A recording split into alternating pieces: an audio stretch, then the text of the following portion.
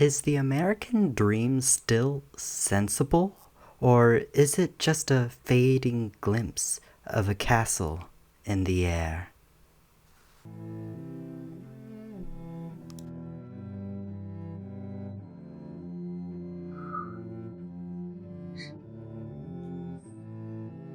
Are we still allowed to dream? How do we know if we remember them correctly? Do we get the same answer if it's a shared dream? There are many different interpretations, feelings, and actions that a dream can invoke. The dream that I'm talking about is in America, if citizens and immigrants put in the work, they could be prosperous, happy, and do what they want.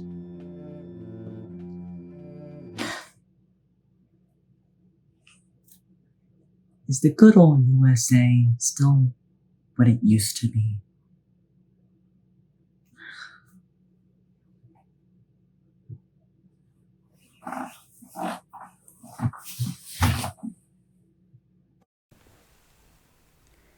But first, we need to ground ourselves in reality for a bit. I don't think that America is holding up to the same standards that it's used to being able to carry with ease. But how? The United States seems to be doing just fine for itself. The problem is that we just can't figure out how to think of others. The US needs to show a little responsibility. But we'll have to see if it can get over its pride first, which will be very difficult to accomplish.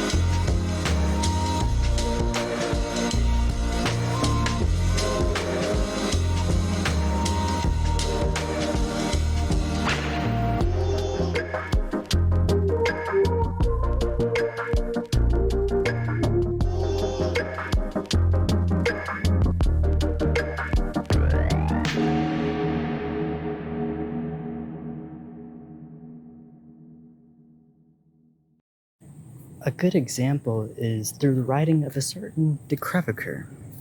In Letters from an American Farmer, and even throughout Crèvecoeur's writing, he gives us the idea that hard work is connected with being prosperous and happy. He wrote, "Here in America, individuals of all nations are melted into a new race of men, whose labors and posterity will one day cause great changes in the world." In this case, Crèvecoeur is connecting his work with his great prosperity with the possibility to be known for something great. Another example comes from a religion, the Church of Jesus Christ of Latter-day Saints. Founded in America in 1830, there is a law irrevocably decreed in heaven before the foundations of this world, upon which all blessings are predicated, and when we obtain any blessing from God, it is by obedience to that law upon which it is predicated. This is used by that religion to demonstrate that prosperity or blessings come from working hard.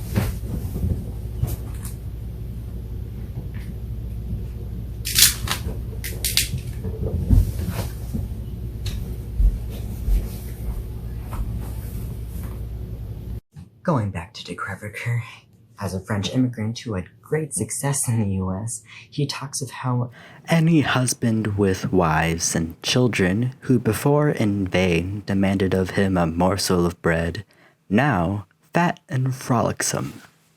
In this case, de Crèvecoeur projects how he can provide for his family in America through his hard work, when he couldn't in France. We learned from our founding fathers to hold these truths to be self-evident, that all men are created equal. But in reality, some are more equal than others. Some people just have to work harder to get the same degree of freedom as others.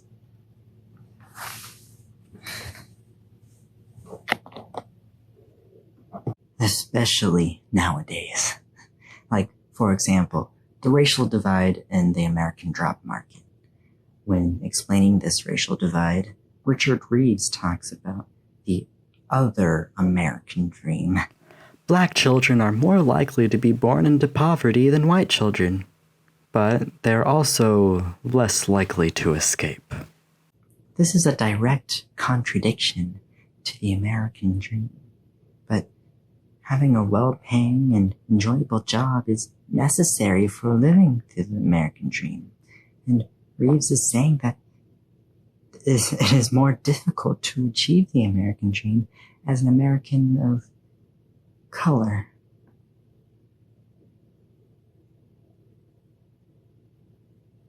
Assuming one is lucky enough to have a chance for the American dream does not necessarily mean they can achieve it in America. Nay, and I can prove it. I held an interview with someone who was immigrating to the US from Denmark. He told me that the American dream is more like a fairy tale that people know is not true, but America itself is still appealing. America used to be more advanced. Historically, America was a sort of big brother, saving and building up Europe. He further explained that in Denmark, he did not complete the secondary education program, but he was an apprentice at a furniture shop and worked hard. Now, he is in the United States at a firm for his expertise and experience that he developed. He feels that he would not have been able to come earlier in his life to try to work hard and achieve the dream, but in Denmark, he was able to get work and get any educational courses he wanted to without paying for them. What Thomas seems to be saying is that one used to be able to go to America to live out the dream, but it seems to be more readily available outside of America than inside of it. The lack of debt really helps things to become more prosperous. However, this removes the American part of the American dream. According to Freedom House statistics, Northern Europe scores 93 to 100 out of 100, which is much higher than the United States score of 83 out of 100. Unlike the days of de Crèvecoeur, when the United States had many more opportunities than Europe, today Europe seems to be providing individuals with the chance to work hard and become prosperous. That means that you can become much better off trying to fulfill the Danish dream, the Peruvian dream, or even the online creator dream. If you want to be a YouTuber and you are grinding and you are obsessed and you just work for 10 years, you'll probably make it.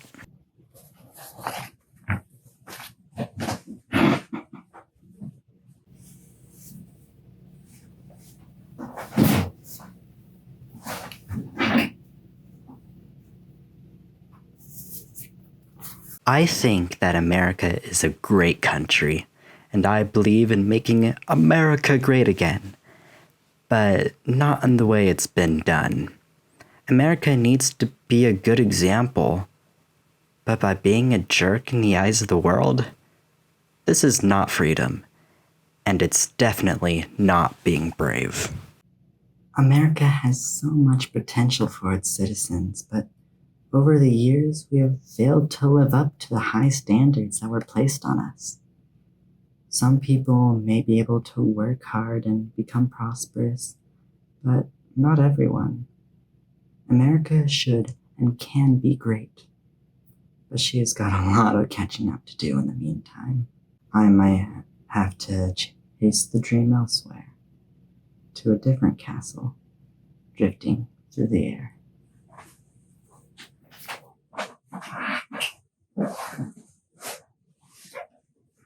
But this is just my opinion on the matter, because you can think whatever you want, because after all, you're the only person who ever can